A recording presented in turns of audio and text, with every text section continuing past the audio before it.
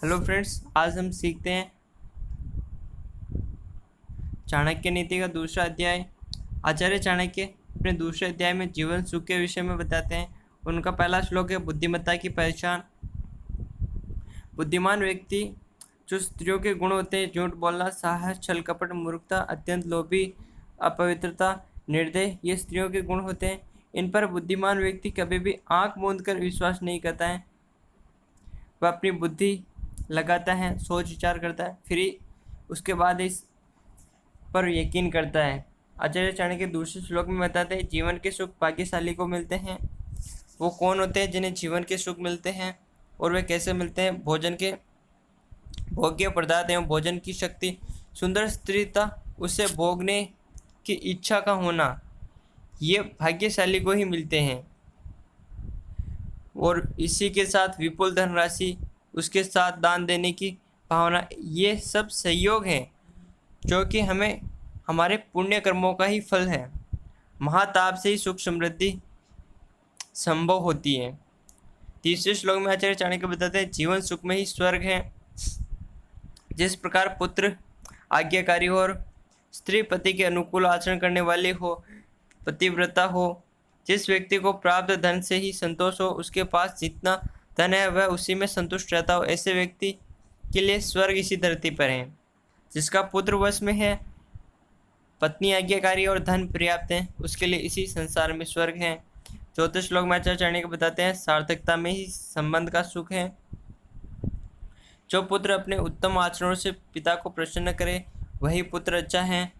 सदा पति का कल्याण चाहे वही उत्तम पत्नी है। जो सुख और दुख में मित्र के साथ समान व्यवहार रखे। ये संसार में तीन ऐसी बातें हैं जो पुण्य कर्मों से प्राप्त होती हैं। कौन कौन सी, मैं एक बार फिर से दोहरा देता हूँ।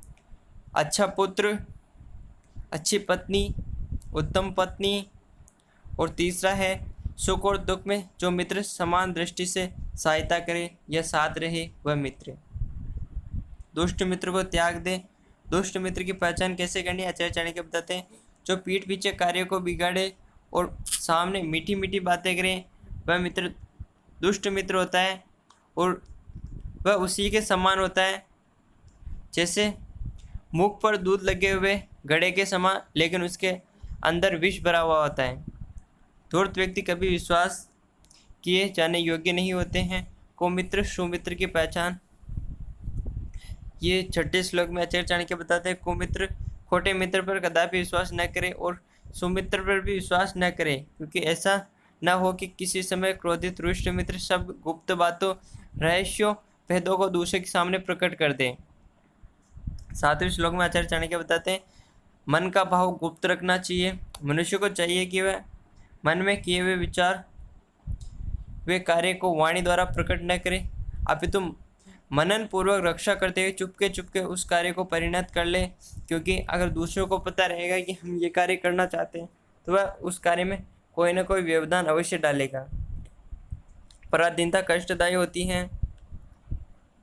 पराधीनता क्या होती है कि दूसरों के ऊपर निर्भर रहना। मूर्खता सदैव कष्टदायी होती है। मूर्खता से बढ़कर संसार में कोई दुख देने वाली नहीं है। यौवन कष्टदायी।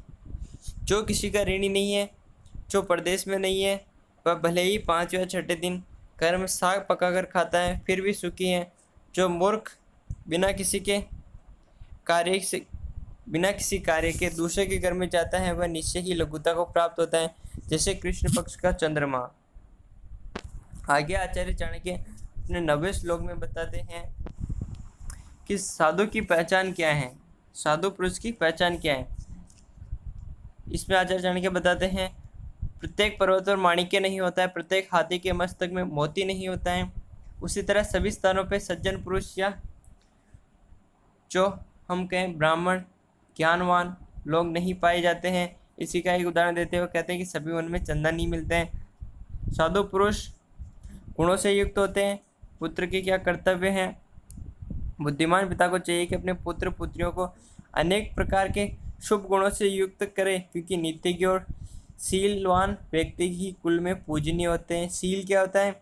मन वचन कर्म से किसी भी मनुष्य से द्वेष बैर न करना, सब पर दया करना, दान करना, ये शील कहलाते हैं। जिसकी सभी लोग प्रशंसा करते हैं। माता पिता के प्रति क्या कर्तव्य है?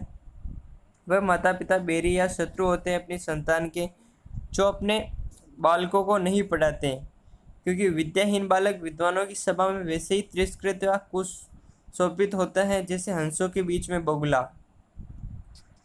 12वें श्लोक में आचार्य चाणक्य पुत्र पुत्री ताड़न नियम के बारे में बताते हैं कि उन्हें हम कब ताड़ना करनी चाहिए, कब उन्हें लाड प्यार करना चाहिए। इस पर आचार्य चाणक्य बताते हैं कि लाड प्यार से बच्चों में अनेक दोष उत्पन्न हो जाते हैं और दंड देने से अनेक गुण उत्पन्न होते हैं। अतः पुत्र पुत्री या शिष्यों को ताड़न नहीं करना चाहिए। लाड देने से संतान और शिष्य दोषयुक्तता ताड़न करने से गुणयुक्त होते हैं। माता पिता या अध्यापक अमृत रूपी हाथों से ताड़ना करते हैं, विष भरे हाथों से नहीं। अमृत रूपी हाथों से ताड़ना करते हैं, विष भरे हाथों से नहीं। बच्चों को प्यार देने से अधिक ताड़ना की आवश्यकता होती है, ये आचार्य चाणक्य बताते हैं। 13वें श्लोक में आचार्य चाणक्य बताते हैं स्वाध्याय के नियम। मनुष्य को चाहिए कि वह दिन में ऐसे कर्म करे कि जिससे रात्रि में सुख से रहे या अच्छी नींद से सो सके। इसी प्रकार से 8 मासों में ऐसा प्रयत्न करे कि वर्षा ऋतु में सुख से रहे। आयु के पूर्वार्ध में ऐसे कर्म करें जिससे वृद्धावस्था में सुख से रहे, और जीवन भर ऐसे कर्म करे जिससे मृत्यु के उपरांत परलोक में सुख से रहे। यह आचार्य चाणक्य 13वें श्लोक में बताते हैं। 14वें श्लोक में आचार्य चाणक्य बताते हैं अधिक मोह माया रखना खतरनाक है, यानी कि कांता का वियोग, अपने जनों से अनादर, शेष ऋण, दुष्ट राजा की सेवा, दरिद्रता और मूर्खों का साथ, ये सब अग्नि के समान ही शरीर को जलाते हैं। उपरोक्त सभी विषयों के प्रति व्यक्ति का समाधान करना अनिवार्य है। आगे आचार्य चाणक्य बताते हैं अपने अगले श्लोक में कि विनाश का कारण क्या है, किन कारणों से मनुष्य का या किन किन का विनाश होता है। तो आचार्य चाणक्य बताते हैं कि नदी के छोर पर उगे हुए वृक्ष, दूसरों के घर में जाने वाली स्त्री और मंत्रियों से रहित राजा, ये सब शीघ्र नष्ट हो जाते हैं। किसी पर आश्रित होने से जीवन व्यतीत करने वाला व्यक्ति शीघ्र ही विनाश को प्राप्त होता है। यानी कि आचार्य चाणक्य सीधी से हमें बताना चाहते हैं कि हमें दूसरों पर निर्भर नहीं रहना चाहिए, अपने आत्मबल पर ही हमेशा निर्भर रहना चाहिए। किस व्यक्ति का क्या बल होता है, इस पर आचार्य चाणक्य बताते हैं कि ब्राह्मणों का बल तेज और विद्या होती है, राजाओं का बल सेना होती है, और वेश्याओं का बल धन और गोपालन आदि है, और शूद्रों का बल सेवा करना होता है। दुष्ट पुरुषों का बल हिंसात्मक होता है, राजाओं का बल दंड विधान होता है, स्त्रियों का बल सेवा है, दुखी लोगों का बल या गुणी लोगों का बल क्षमा करना होता है, दुर्बला का बल राजा होता है, और बालकों का बल रोना होता है, मूर्खों का बल मौन रहना, और चोरों का बल झूठ बोलना होता है। दुनिया की क्या रीति है? 17वें श्लोक में आचार्य चाणक्य बताते हैं वेश्या निर्धन मनुष्य को और प्रजा पराजित राजा को, पक्षी फलरहित वृक्ष को, अतिथि भोजन करके घर को छोड़ देते हैं। सुसंपन्न व्यक्ति ही जीवन में सफलता प्राप्त करते हैं। देह पूर्ति का क्या नियम है? देह पूर्ति के नियम में आचार्य चाणक्य एक महत्वपूर्ण बात बताते हैं।